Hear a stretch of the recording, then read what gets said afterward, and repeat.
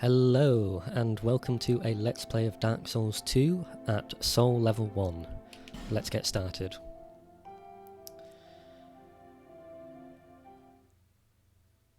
I'm going to be skipping all of the cutscenes in this run because I've played this game before and I've played it at Soul Level 1 before. So this is going to be a Let's Play that will hopefully explain some of my experience with the game and just show off some of the tricks and tips I've learned at doing it at Soul Level 1 before.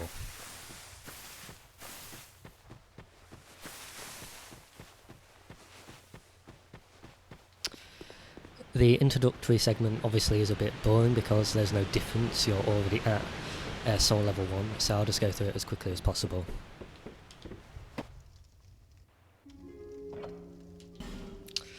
Oh, what name to choose? There's something original.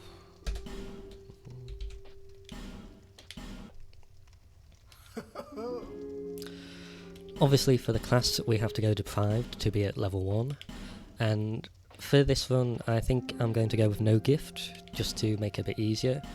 If you go for bonfire ascetic, you can use that as leverage to get a titanite chunk early in Earthen Peak, if I remember correctly, which can be quite useful. But for the moment, let's not bother. And just for preference, I like to play as a girl and to change the hair. Yeah, that's my favourite usually. Okay, and let's go. All people. Okay, time to actually begin. We'll get the humanity up here, even though it probably won't be that necessary. Because while this is a Soul Level 1 run, because I've already played the game under that condition before, I'm in the mood to try and add some extra conditions just to make life a bit more interesting for me. So it's not something set in stone, but I think I'm going to play without armour or any rings. And if I die, I'm probably not going to restore my humanity, meaning I'll be playing at half of my maximum health points for most of the game. The reason I'm going in here is that while this is optional, there is a dagger up here, and you don't start with any weapons when you choose the Soul Level 1 class. So I usually just come up here and quickly grab that and try not to fall off.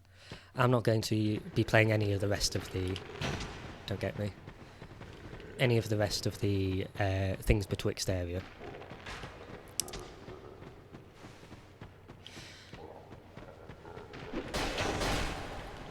So, I mentioned not wearing armour or using any rings. Please leave me alone.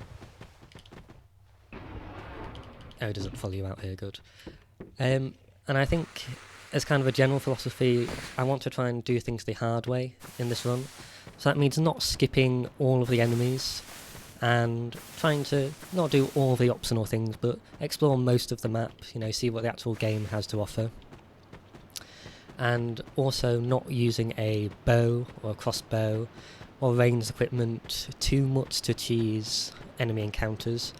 I'll probably end up using things like throwing knives and fire bombs just because they are so useful, and they lead to interesting... It's over here, yeah. Ah, well done, excellent. Hopefully that's not a bad omen for the rest of the playthrough. Okay. I'm going to stop recording until I maybe get back to Medulla in that case.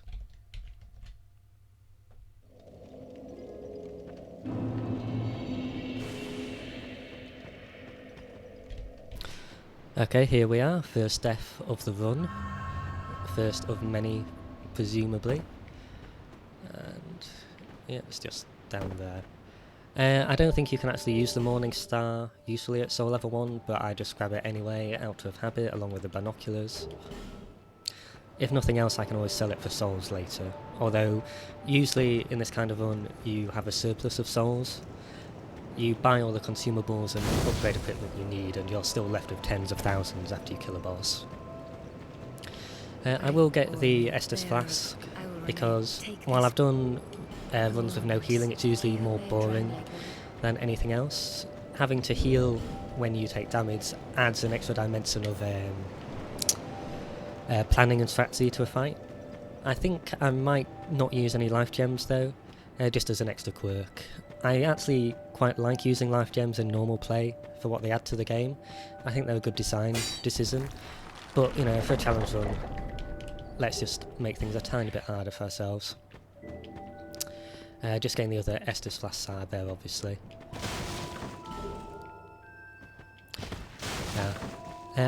It has actually been a few years since I played Dark Souls 2 seriously, so I do forget what some of the items are, so I'll probably just grab most of them. So even if it's something I'm not going to use, like a life gem. As you can see, I'm joining the Champion of Covenants. No, the Covenant of Champions, sorry, I always make that mistake. And obviously this makes the run slightly more difficult. It's effectively equivalent to going into New Game Plus right away. And I think it's like 20% more damage you take and 20% less damage you do to the enemies. But the main reason I do it is because Dark Souls 2 has a mechanic where if you kill an enemy 12 times over, it'll actually start despawning. It just won't show up anymore.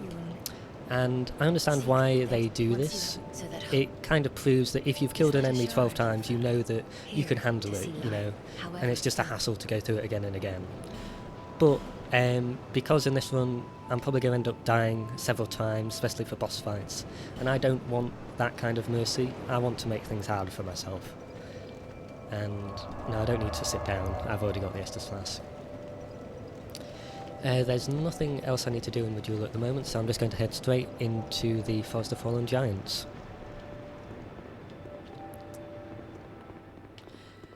I am playing on the Scholar of the First Sin edition, just because that's the edition I have on Steam at the moment and I have installed. Obviously it changes some of the item layouts and most notably the enemy layouts. In general I find that it makes the game harder, which is fine for this kind of challenge run. A lot of people don't like Scholar, I think, because it makes things a bit more annoying in the name of difficulty, you could say. But I tend to quite enjoy it, I think, because I already had a long history playing the original Dark Souls, and I played Scholar when it came out, and it was an enjoyable kind of remix of the base experience. And don't fall off again. I remember that this used to be 5 humanity, I think, on New Game Plus, but they changed it in Scholar. So one of the many differences to make things a little tougher.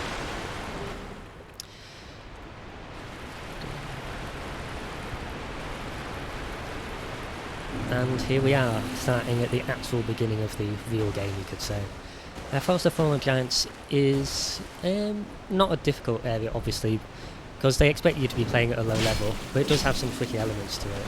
But, for example, this guy, I forgot, he ambushes you. The dagger I picked up in Things Betwixt is actually not that bad. Main thing it has going for, obviously, is the speed, but it has surprising reach with the strong R2.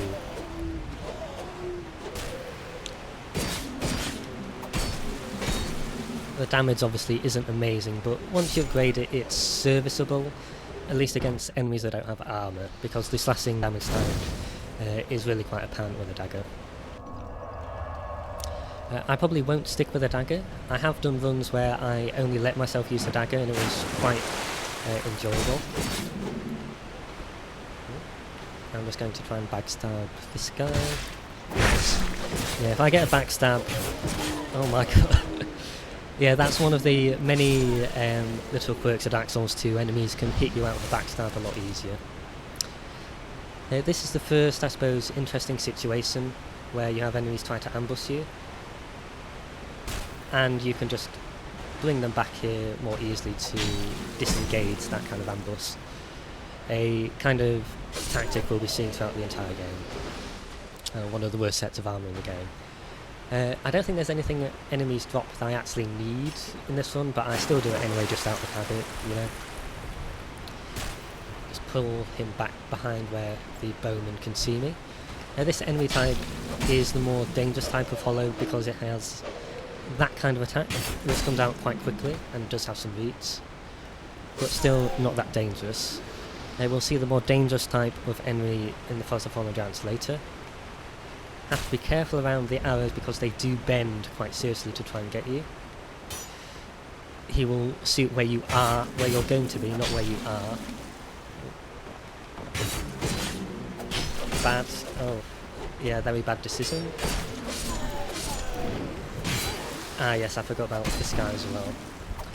The Axemen are slightly more dangerous because they do tend to do more damage and they have a jumping attack that can really, really put the damage on you as well. This area there's a fair few items to get, but I'm going to come back to it later I think. I'm just going to take it safe in trying to draw out these enemies one by one.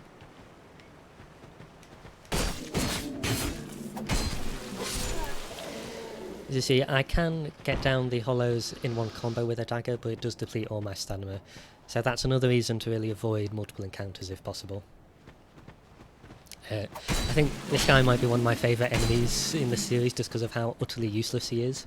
No weapon, he just tries to beat you down with his fists. Kind of commendable, really.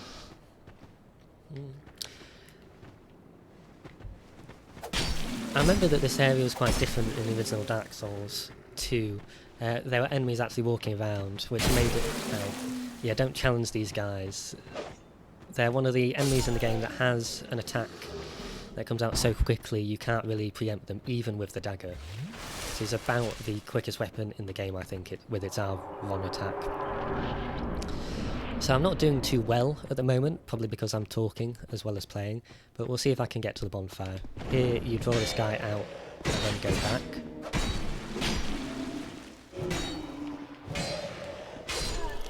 A lot of attacks in the game you don't even have to roll backwards from, you can just walk back, which makes things a lot easier. Draw these guys out.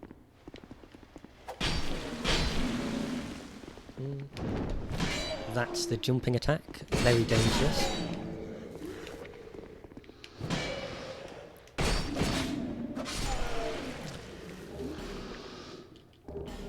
Some life gems, I might use them if I absolutely need it, but I don't mind dying and coming back again.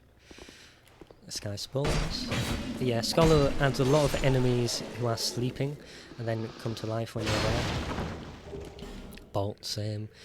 Again, I probably won't be using a crossbow, but it's useful to have them just in case I change my mind. This guy is very dangerous. Easily one of the more dangerous enemies in the area.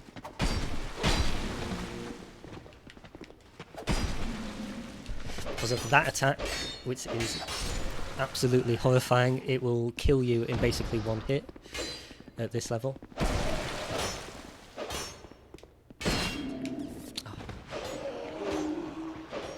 You can really see the low damage of the dagger coming through here. But thankfully we'll be getting the better weapon for a Soul Level 1 playthrough shortly, the hand axe, and it'll probably be one of the main drivers throughout the playthrough. Besides that, there will also be the mace. This guy will hit me. No, he won't. Lovely. I'm just going to quickly grab the bonfire, and there'll be a guy who follows after me here. Yep, there he is. So I'll just come around here. Ooh.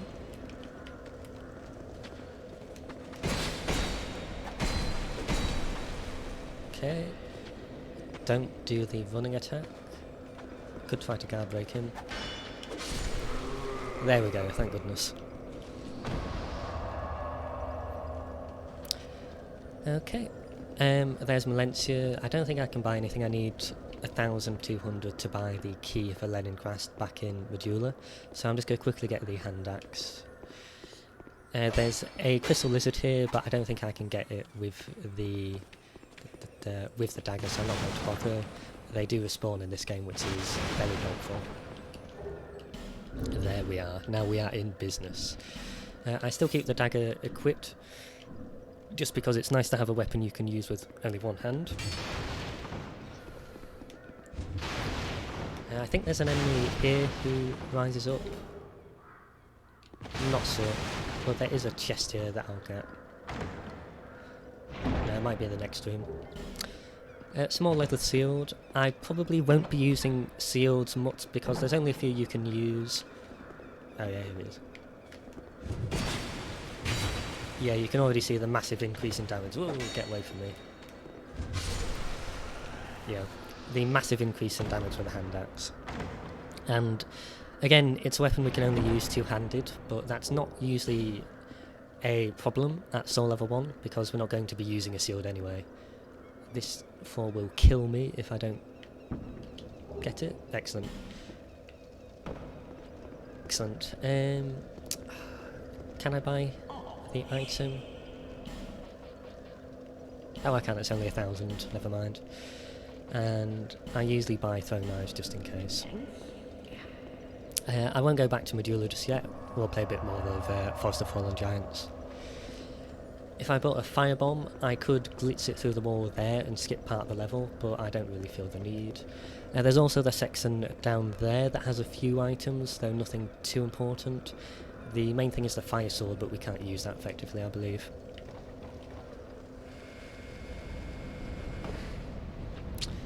Quickly kill this guy because he does come and get you. This is bad. I think what we saw there was one of the game's more annoying quirks, where if you attack after rolling, you won't pivot, you'll attack in the direction you were rolling. It's something you kind of get used to, but not really. It's just an annoyance you have to put up with. For enemies lying down, best thing to do usually is a jumping attack.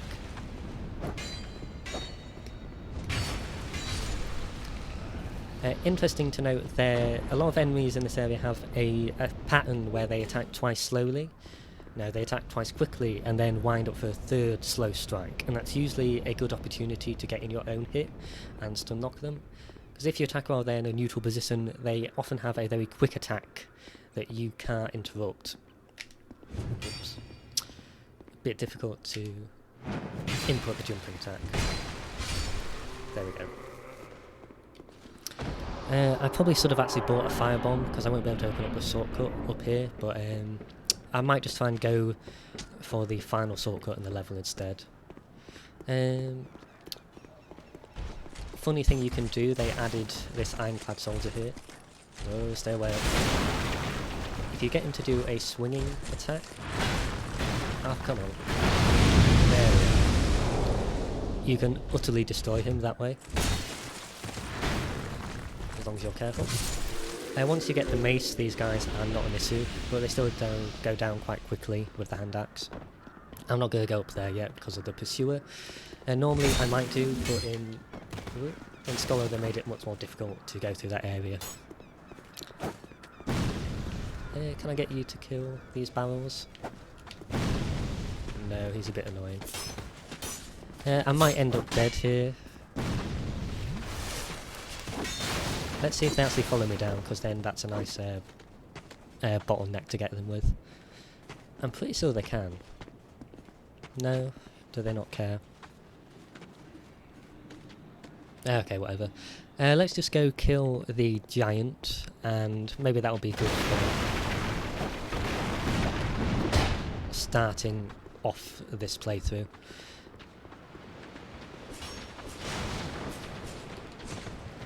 Oh, let's see if I can get through. Always a bit dangerous. Excellent. Yeah, it's definitely an interesting design decision they made in making the fog gate so dangerous in this game. I think I appreciate it overall. Stay away from me, thank you. And there we are, now we're safe. Might add a homeless bone just so I don't have to come through there later.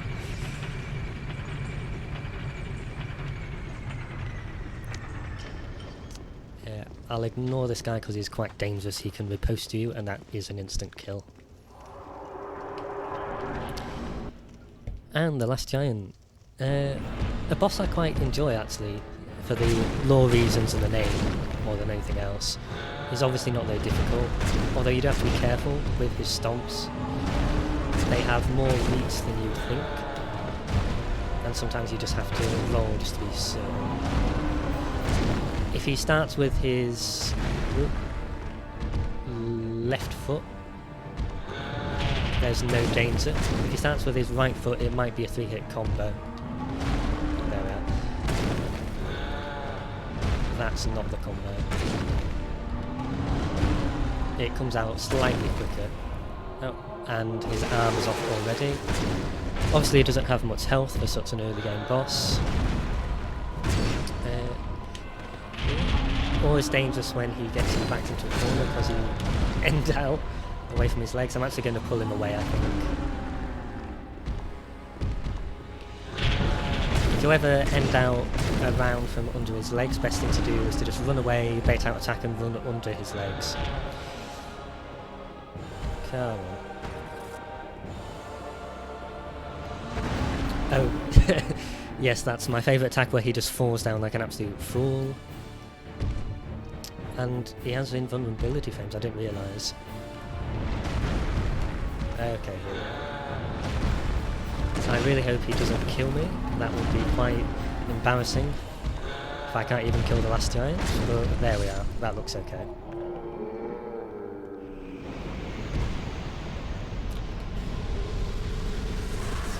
And I'm just homeward boning out so that guy doesn't get you, because he will do if you don't kill him beforehand. Okay, and so that's the introduction of the Soul Level 1 run. Nothing too interesting at the moment. I'll just open up the blacksmith module and then I'll end this episode. It's... oh yes, I already will. So I'll buy the Pharaoh's Lockstone instead, because I will be going for that area in the Forest of Fallen Giants a bit later to get the Titanite slab.